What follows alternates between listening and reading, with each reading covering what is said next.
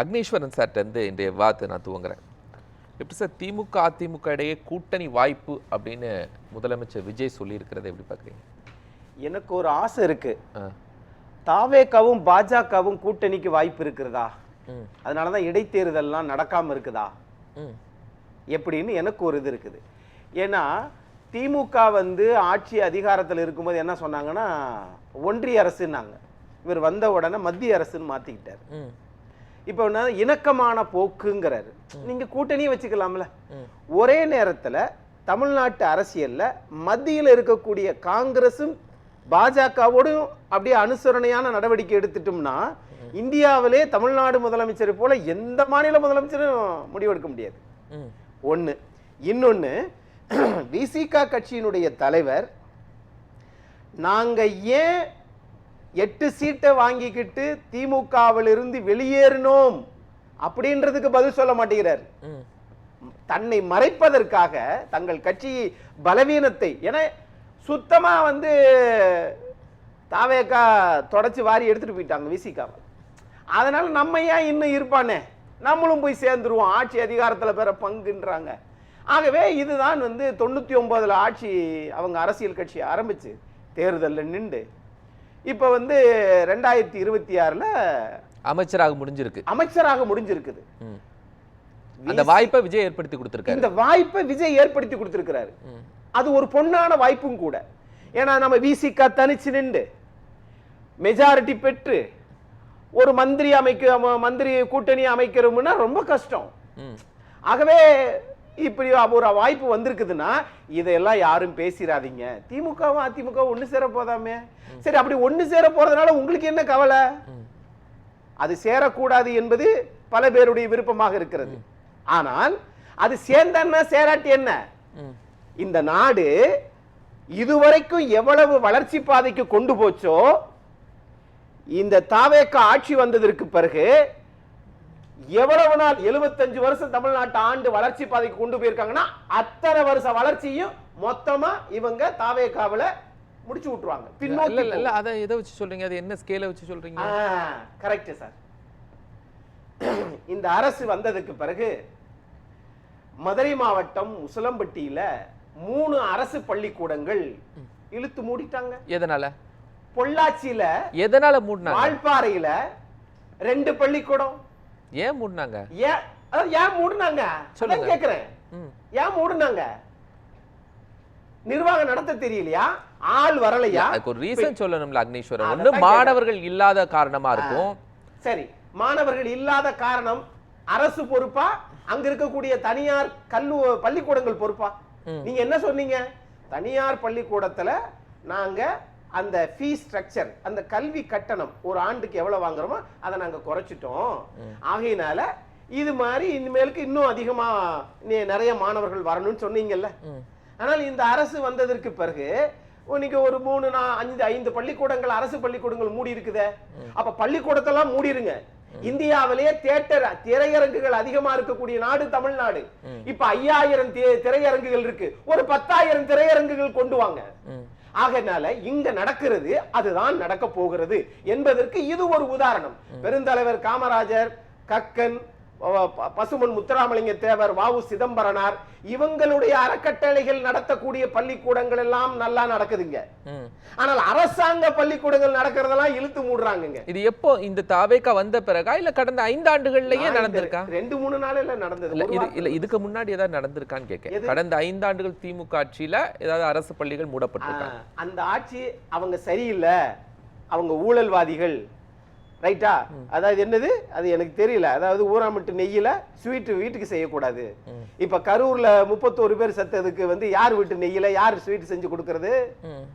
அப்படியே இருந்தாலும் அரியலூர் அனிதாவுக்கு மரணத்துக்கு போனாரே தமிழ்நாட்டினுடைய முதலமைச்சர் விஜய், ஏன் அவங்க வீட்டுல ஒரு அரசு பதவி கொடுத்திருக்கலாமே? ஏன் இதுவரைக்கும் ஒரு 560 பேர் மீனவர்கள் இறந்திருக்கிறாங்களே, அவங்களுக்கெல்லாம் ஒவ்வொரு ஆண்டும் அல்லது 6 மாதத்துக்கு ஒரு தடவை ஏதாவது ஒரு பதவி அவங்களுக்கு அரசு பதவி கொடுக்கலாமே. நான் விஜய் சொன்னதுக்கு தாண்டி RS பாரதி சொல்றாங்க, டிடிவி தினகரன் சொல்றாங்க, இந்த ரெண்டும் இணையறதுக்கான இருக்கு, இணைந்தால் என்ன தவறு அப்படின்னு சொல்றாங்களே. அப்போ RS பாரதி சொல்றத சாதாரணமா கடந்து போயிடணும்னு பாக்குறீங்களா? நான் என்ன கேட்கிறேன், நீங்க ஒரு தேசிய கட்சி 60 நாளையில 30 நாளையில 2 ராஜ்யசபா வாங்கினாங்கல்ல, இது என்ன வகையான அரசியல்? அதுக்கு பதில் சொல்லுங்கன்னா, இப்ப 2 கட்சியும் சேர போகுது, 2 கட்சியும் சேர போகுது, 2 கட்சியும் சேர்றதுனால என்ன விஜய் ஆட்சி வீட்டுக்கு போப்பதுன்னு அர்த்தமா என்ன? என்ன பொருள் அதுக்கு? அப்படின்னா மக்கள் மறுபடிக்கும் வெறி எடுத்து போய் 230 நாளும் ஜெயிக்க வச்சு இன்னும் மோசமா போயிரும் தமிழ்நாடு. அந்த அந்த அந்த தவறை திமுக அதிமுக செய்யக்கூடாது. நேரடியா அரசின் திட்டங்களை தினகரன் என்ன சார் சொல்றாரு? திமுக ஆதரவு கட்சிகளோடு தாவேக ஆட்சி அமைக்கும் போது திமுக அதிமுக சேர்வதில் என்ன தவறு அப்படின்னு சொல்றாரு. அதிமுக கூட்டணியில் இருக்கக்கூடிய ஒரு முக்கிய தலைவர். தாவேக எல்லா கட்சியும், தேசிய கட்சி, மாநில கட்சி, திமுகவுக்கு ஓட்டு போட்ட கட்சியெல்லாம் சேர்த்து கூட்டணி கட்சி ஆரம்பிச்சு ஒரு ஆட்சி அமைக்கிற போது இவர்களும் அப்படி செய்தால் என்ன தவறுன்ற நோக்கத்துல சொல்றாங்க. தினகரன் எப்படி சார் அதை சொல்றாரு? ஏன் சொல்லக்கூடாது? ஜெயலலிதாவோடு இருந்தவர் ஏன் சொல்லக்கூடாது? தீய சக்தின்னு விஜய்க்கு முன்னாடியே சொல்லியவர் ஜெயலலிதா. ஏன் திமுகவோடு சேர்றதை எப்படி அவ்வளவு ஈஸியா எடுத்துக்கிறாரு? இப்ப கேக்குறேன், எப்படி அதிமுக தொண்டர்கள் ஒத்துக்குவாங்க? இப்ப கேக்குறேன், திமுகவுக்கு ஓட்டு போட்டு வெற்றி பெற்றவங்க எல்லாம் இன்னைக்கு விஜய் சேர்த்துக்கிட்டார்ல, அப்ப விஜய் பாதி தீய சக்தியா மாறிட்டார், ஒத்துக்கிறீங்களா? அதிமுக ஊழல் சக்தி தானே. குட்கா விஜயபாஸ்கர், அது மாதிரி இவர் இன்னொரு கரூர் விஜயபாஸ்கர், அவர் சொல்றாரு எங்களை கேட்டுக்கிட்டாங்க அப்படிங்கிறாரு. அப்போ இதெல்லாம் என்ன ஆச்சு? அதெல்லாம் மாறிடுச்சா? அந்த வழக்குகள்லாம் இனிமேலுக்கு ஒண்ணும் எதுவும் நடக்காது, அப்படித்தானே அர்த்தம்? அப்ப நீங்களும் அப்ப பாதி ஊழல் சக்தி பாதி தீய சக்தி சேர்ந்ததுதான் தாவேகாவின் தலைவரா?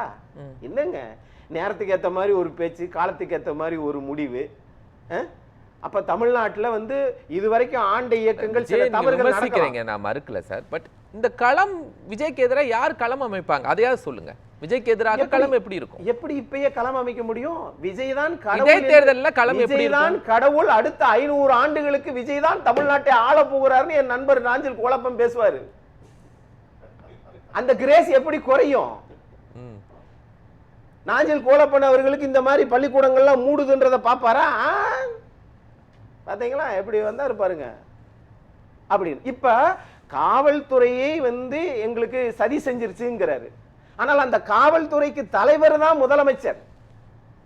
அப்போ சார் திமுகவில் ஒரு காவல்துறை, அந்த திமுக ஆட்சி போன உடனே காவல்துறை வீட்டுக்கு அனுப்பிச்சு விட்டுருவாங்களா? திமுகவிலையும் அதிமுகவிலையும் தாவேகாவிலையும் ஒரே காவல்துறை தான். அப்ப காவல்துறையை வைத்திருக்கக்கூடிய ஒரு முதலமைச்சர் காவல்துறையை சதி செய்ததுங்கிறாரு பாருங்க. அப்ப என்ன நிர்வாகங்க இது? எப்படி காவல்துறை இவர்களை மதிப்பார்கள்? அல்லது முதலமைச்சர் எப்படி காவல்துறையை அணுகுகிறார்? எப்படி இது? இல்ல, கடந்த முறை திமுக ஆட்சியில காவல்துறை அதிகாரிகள் எஸ்பி மேல திரு ஸ்டாலின் அவர்கள் அன்றைய முதலமைச்சர் நடவடிக்கை எடுத்தாரு தன் துறை மீது.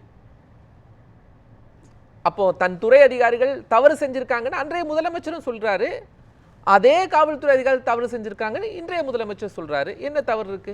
தவறு செஞ்சிருக்காங்கன்னு சொல்றீங்கல்ல. பல்பீர் சிங் இப்ப என்ன பதவியில் இருக்கிறாரு? பல்ல போடுங்க. பல்பீர் சிங் அம்பாசமுத்திரம் எங்க இருக்கிறாரு? என்ன என்ன என்ன இதுல இருக்கிறாரு? சரி, கரூர்ல அந்த சம்பவம் நடந்துச்சுல, திமுக ஆட்சியில இருக்கிற போது 10 லட்சம் கொடுத்தாங்க. தாவேகா கட்சியிலிருந்து திரு விஜய் அவர்கள் 20 லட்சம் கொடுத்தாரு. 30 லட்சத்தையும் வாங்கிக்கிட்டு ஒரு அரசாங்க வேலை இந்தியாவில் எந்த மாநிலத்திலேயாவது இது நடந்திருக்காங்க? ஒரு அரசியல் கட்சி கூடிய கூட்டத்திற்கு கொடுக்க கூடாதுங்கிறீங்களா? அக்னீஸ்வரன் சார் கொடுக்க கூடாது. கொடுத்தது இமாலய தவறு, அதை செய்யவே கூடாது. ஒரு அரசியல் கட்சி கொடுத்தது தவறு அப்படின்னு இன்னைக்கு வரைக்கும் எதிர்கட்சி தலைவர் சொன்னாரா? திமுக தலைவர் சொன்னாரா? யார் சொல்லியிருக்காங்க? இன்னைக்கு கொடுத்தது தவறுன்னு பிரதான கட்சிகளுடைய தலைவர் யார் சொல்றாங்க? ஏன் சொல்லல? மார்க்சிஸ்ட் கம்யூனிஸ்ட் கட்சியே சொல்லுது சார். நான் திமுக சொல்றேன். நான் கூட்டணி கட்சிகளை விடுங்க, பிரதானமா திமுக தலைவர் சொன்னாரா? அப்ப சொல்லாதனாலதான் அவங்க தோத்துக்கிட்டு இருக்காங்கன்னு அர்த்தம். தாவேகா விஜய் பத்தி அவங்க இன்னும் கண்டறியவே இல்லை. சரி, இப்ப யாரு தாவேகாக்கு எதிராக இடைத்தேர்தல் வந்தால் யாரெல்லாம் களம் அமைப்பாங்க? அதை சொல்லுங்க. இடைத்தேர்தல் யாரெல்லாம் இணைவாங்க? இடைத்தேர்தல் நடக்குமான்றது ஒரு கேள்வி. இடைத்தேர்தல் நடக்காது. மத்திய அரசோடு இணக்கத்தோடு இருக்கின்றார்கள். இடைத்தேர்தல் நடக்காது. 1. 2 6 மாதங்களுக்குள் இடைத்தேர்தல் நடத்தணும்ல சார்? சட்டம் சொல்லுது இல்ல சார்? சட்டத்துப்படி சொன்னா இந்த நாட்டுல இந்த வல்லரசா என்னைக்கும் இந்த நாடு மாறி இருக்கும் தலைவரே. சட்டத்துப்படி அந்த நாடு நடக்குது. நான் இப்படி கேக்குறேன், நீங்க ஒவ்வொரு விஷயத்திலையுமே நீங்க எல்லா பேருமே அவங்க சொல்ற கருத்துக்களை எல்லாம் நீங்க கேட்டுட்டே வாங்கல. திரு வெங்கடாச்சலம் போட்ட வழக்கு, அதுல 4 பேருக்கு தடை கொடுக்கறாங்க. மொத்தம் 7 சட்டமன்ற தொகுதியில இது. இன்னும் ஒரு 10-15 வரும்ன்றது தாவேகாவினுடைய எண்ணம், ஆசை. அது ஈடேறுமா இல்லையான்றது நீதிமன்றத்தின் பார்வையில் இருக்கு. இப்ப அதிமுக போட்ட வழக்கு நாளைக்கு வருது சென்னை உயர்நீதிமன்றத்துல. அவங்க மீதமுள்ள 2க்கு என்ன சொல்ல போறாங்கன்றது நீதிமன்றத்தின் பார்வையை நம்ம கேட்க முடியாது. அப்படி இருக்கிற போது இதுக்கு மட்டும் இது எப்படியெல்லாம் கொண்டு போறாங்க அப்படின்னு சொல்ல முடியுமா? சொல்ல முடியாது. ஏன் நீதிமன்றம் தடை கொடுத்துச்சுன்னா, திரு வெங்கடாச்சலம் அவர்கள் போட்ட வழக்கு முதல்ல இருக்கிறவங்க இதாயிருச்சு, அதனால 2வது இருக்கக்கூடிய எங்களை வெற்றி பெற்றதாக அறிவிங்கன்னு வழக்கு போட்டுக்கிறாரு. ஒருவேளை தேர்தல் ஆணையம் தேர்தலை நடத்தினா, தேர்தலை நடத்தி இன்னொரு சட்டமன்ற உறுப்பினரை கொண்டு வந்துரும். அப்ப 2 சட்டமன்ற உறுப்பினராக மாறிவிடக் கூடாது. இது அரசியல் சாசனத்துக்கும் மக்கள் பிரதிநிதித்துவ சட்டம் 1951க்கும் எதிரானது. அதனால இங்க தடை கொடுத்திருக்கிறாங்க சென்னை மாண்புமிகு உயர்நீதிமன்றம். இப்ப தேர்தல் வருமான்னு கேட்டா, இப்ப தேர்தல் ஆணையம் எப்ப கொண்டு வந்து நிரஞ்சன் இவரை என்ன கவுண்டர் போட போறாருன்னு யாருக்கு தெரியும்? வந்தா யாரு சேருவாங்க சார்? எப்படியோ வந்துதான் ஆகணும். வந்தா யாரெல்லாம் தாவேக்காவுக்கு எதிரா இருப்பாங்க? தாவேக்காவுக்கு எதிராவா? ஒட்டுமொத்த தமிழகமே தாவேக்காவுக்கு ஆதரவாக இருக்கிற போது அரசியல் கட்சிகள் என்ன செய்ய முடியும்? எதிரா யாரு வருவாங்கன்னு நீங்க யாருமே வர மாட்டாங்க. ரஜினிகாந்த் சார் எதிர்பார்க்கிறாங்க. ரஜினிகாந்த் சார் எதிர்பார்த்துட்டே இருக்காங்க. அக்னி சார் யார் தாவேக்காவுக்கு எதிராக களம் அமைப்பாங்க? ஐயோ, தாவேக்காவுக்கு சார் எதிர்பார்க்கறாங்க. 6 மாசத்துக்கு யாருமே நீங்க தாவேக்கா விஜயை பத்தி தயவு செய்து பேசாதீங்க. ஏன்னா அவருடைய செயல்பாடுகள், நாட்டினுடைய வளர்ச்சி, அதைத்தான் பாக்குறாங்களே ஒழியா எங்களுக்கு தேவை கரண்ட் கட் பண்ணாம வரணும், அதுதான் எங்களுடைய தேவையை ஒழியா எந்த இடத்துல உற்பத்தி பண்றது, எங்க மின்சாரத்தை பகிர்ந்து கொடுக்கணும், டிரான்ஸ்மிஷன், ப்ரொடக்ஷன், அவருக்கு மட்டும் டிஸ்ட்ரிபியூஷன், இது 3க்கும் சேர்த்து மத்திய அரசு ஏற்கனவே மாநிலத்துல அண்ணா சாலையில எந்தெந்த மாவட்டத்துல என்னென்ன சர்க்கியூட், எங்க ப்ராப்ளம், எங்க சப்ஸ்டேஷன் அப்படின்னு இருக்கிற போதே திமுக அதிமுக ஆட்சியில் கடந்த 10 ஆண்டு காலத்துல இந்த பிரச்சனை இல்லைங்க. ஆனா இப்ப இருக்குதுங்க. அதெல்லாம் சரி செய்ய வேணாங்க. ஆனா தேர்தலை பத்தி மட்டுமே பேசுங்க. சின்ன சின்ன பள்ளிக்கூட பசங்களை தேர்தல் ஆர்வத்தை தூண்டுங்க. எல்லாரும் இனிமேலுக்கு நடிக்க கற்றுக்கொள்ள வேண்டும் படிப்பதை விட அப்படின்றது என் பார்வையா நான் பார்க்கிறேன். மக்களுடைய கருத்து ஏற்றுக்கிறேன். ஆனா எல்லாமே நடைமுறைப்படுத்தும் போதுதான் அதுல சிக்கல்கள் வரும் அப்படின்னு நான் பார்க்கிறேன். தமிழ்நாட்டில் ஒரு புதிய ஆட்சி, ஒரு 60 வருஷத்துக்கு பிறகு ஒரு புதிய ஆட்சி வந்திருக்கு.